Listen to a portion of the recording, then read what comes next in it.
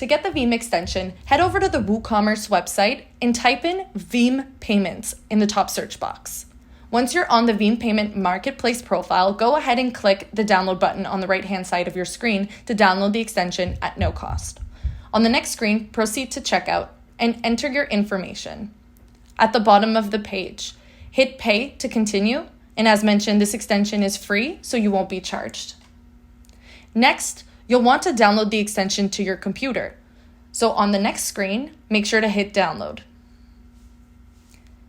After that, you'll want to go ahead and open your WordPress dashboard.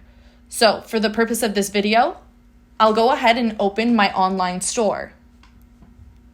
Since I'm already logged into WordPress, you'll notice that I can easily access my dashboard from the main navigation at the top of my screen. From there, you'll want to find the plugin tab in your left navigation bar and select Installed Plugins to add a new plugin. Here, you can upload your plugin by selecting the Veem Payments file. Once that's there, hit Install Now and activate your plugin. Before moving to the next step, make sure that you see Plugin Activated in green at the top of your screen.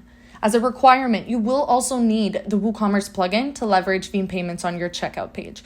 If you don't already have this installed, you will see a red box that says, please install and activate WooCommerce to use Veem Payments.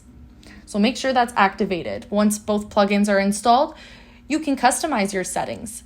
Head to WooCommerce in the left navigation and select Settings.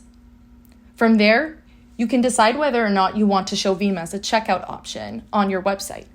You can also manage which payment methods you want to accept from customers on your checkout page. Here you will find instructions on how to configure each payment option.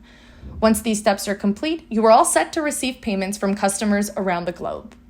You can also pay suppliers or contractors from your Veem dashboard. To access your Veem dashboard, head over to your left navigation and select the Veem dashboard. And there you have it.